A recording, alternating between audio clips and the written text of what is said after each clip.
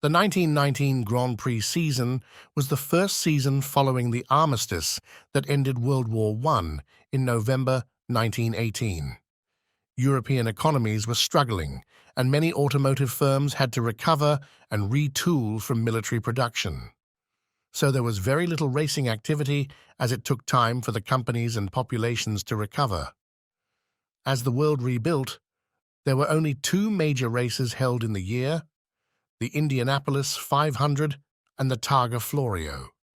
An inevitable surge in technology during wartime was carried over into automotive engineering design. The rapid advances in airplane engines could be translated into racing engines. Ettore Bugatti had taken Ernest Henry from Peugeot to help with the development of his Bugatti U16 engine with twin 8-cylinder blocks. This project was then picked up by Fred Duesenberg's company, which used new lightweight carburetors made by Harry Miller on his innovative straight-eight engine.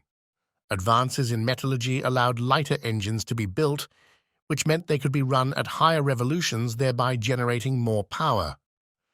So, engines could be smaller and thus give a lower center of gravity, which in turn meant better road handling. Chain drives were abandoned in favor of shaft, and virtually all racing units had twin camshafts. Similarly, the long-stroke, large-capacity, 4-cylinder pre-war engines disappeared. The Frontenacs of Gaston and Louis Chevrolet utilized a significant amount of aluminium that made them far lighter, 1,600 pounds, than most other cars that were well over 2,000 pounds.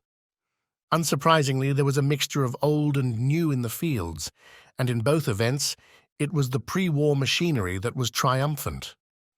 In the Indianapolis race, Howdy Wilcox in his Peugeot saw off a competitive field, including new cars from Duesenberg, Miller, and Ballot. It also had the first post-war deaths at the event when Arthur Thurman and then Louis Lecoq and his mechanic were killed in separate accidents. Wilcox went on to be awarded the year's AAA National Championship.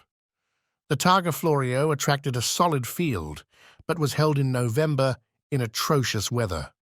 New entry, CMN had two cars for their drivers, Ugo Savocci and a 21-year-old Enzo Ferrari, who had already driven their cars from the factory in Milan.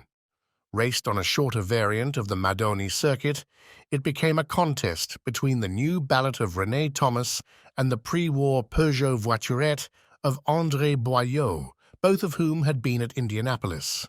On the tight course and with the bad weather, the power advantage of the bigger cars was negated, and it was Boillot who got the victory after a grueling 8 hours in wind, rain, and snow,